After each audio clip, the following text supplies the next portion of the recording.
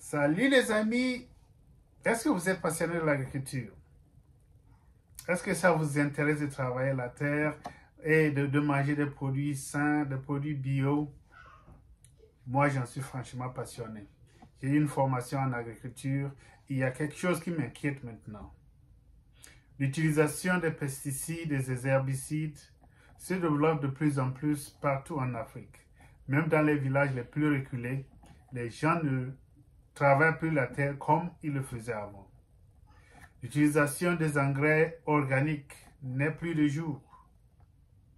Les engrais chimiques, les pesticides, les produits chimiques de tout genre sont de nos jours utilisés pour pouvoir garantir un certain niveau de production. Donc, si vous venez de nous joindre, n'hésitez pas de pousser ce bouton. Abonnez-vous, commentez, aimez et partagez. S'il vous plaît, j'ai besoin de votre aide. À tout à l'heure.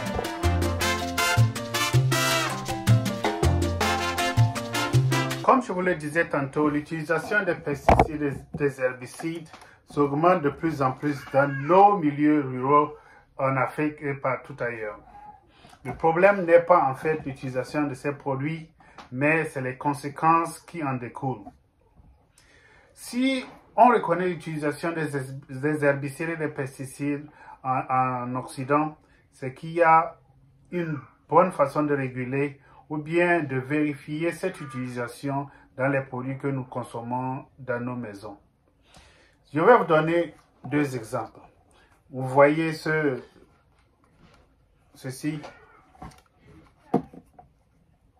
This is an apple.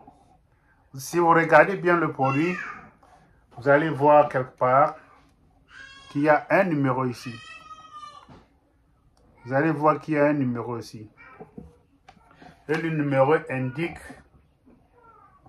si ce produit, si l'agriculteur a utilisé dans son processus de production un produit chimique ou pas. Et, par exemple, les pesticides pour tuer les insectes ou tout autre organisme qui générait la bonne production de ce produit. Bien des herbicides pour s'assurer que les mauvaises herbes n'envahissent pas le terrain et que ça va diminuer la productivité de son champ. Donc, tout est bien régulé en Occident. Et on connaît bien la composition des produits chimiques qu'on utilise. De nos jours en Afrique, tout le monde utilise les pesticides. Certaines fois, il n'y a aucune formation. Les gens ne savent même pas lire le label qui est là-dessus avant d'utiliser. Le deuxième exemple, c'est ceci. Vous voyez cette banane-là? Cette banane-là a un numéro juste ici. Et le numéro commence par le chiffre 4. On sait bien que le chiffre 4, c'est pour indiquer que le produit n'est pas bio. Le produit n'est pas bio. Et si vous vérifiez bien, les produits bio au marché coûtent un peu plus cher que les produits non bio. Donc, pour quelqu'un qui utilise les pesticides et les herbicides dans son champ, s'il amène son maïs au marché local, il devrait s'attendre à avoir moins d'argent par bol ou bien par kilo que celui qui n'a jamais utilisé de pesticides et d'herbicides.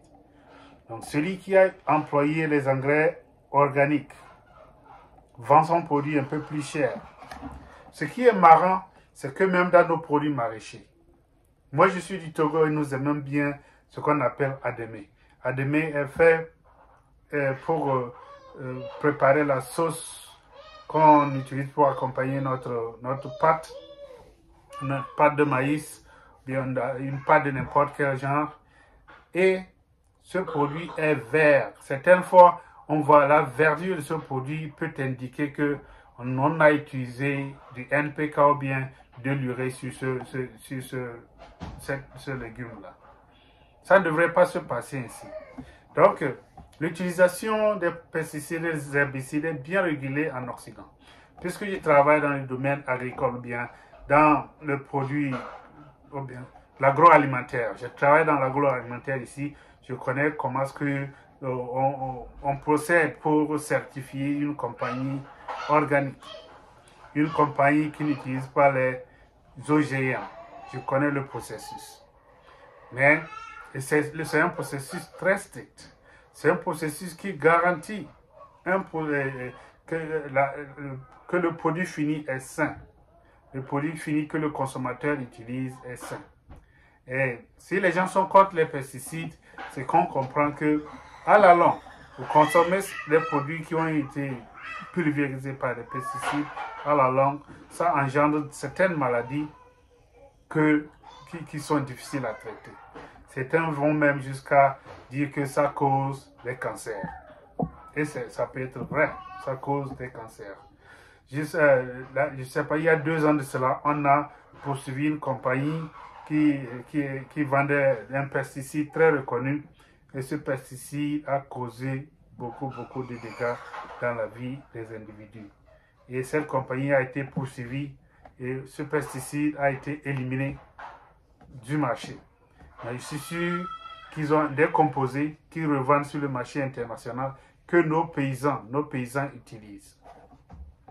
Donc je fais cette vidéo pourquoi? Parce que nos paysans l'utilisent et à tort et à travers parce qu'il n'y a pas de régulation dans nos milieux.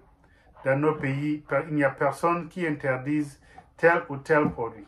Même si on interdit, les gens de mon village achètent facilement leurs produits dans le Ghana.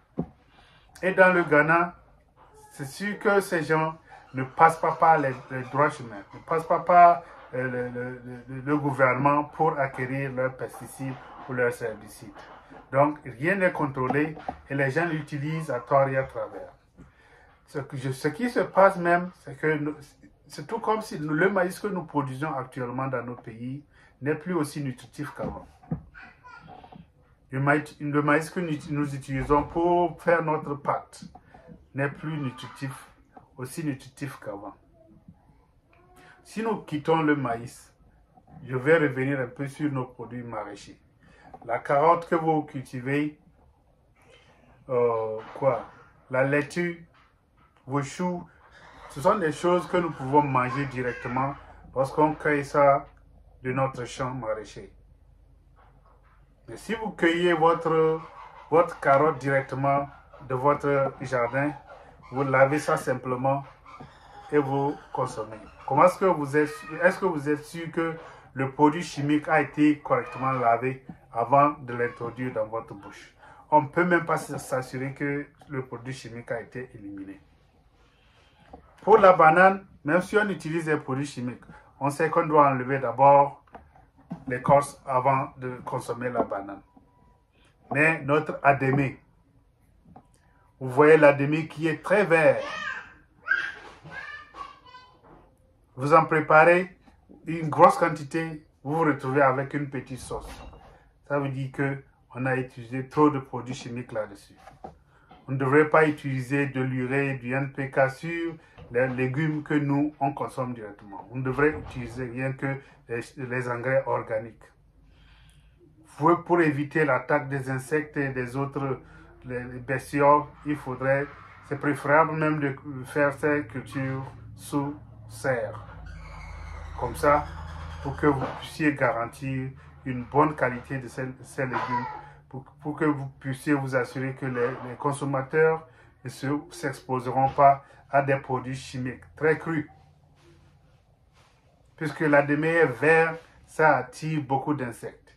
Et quand vous pulvérisez les produits chimiques là-dessus, les pesticides là-dessus, ça endommage toutes les qualités liées à ce produit.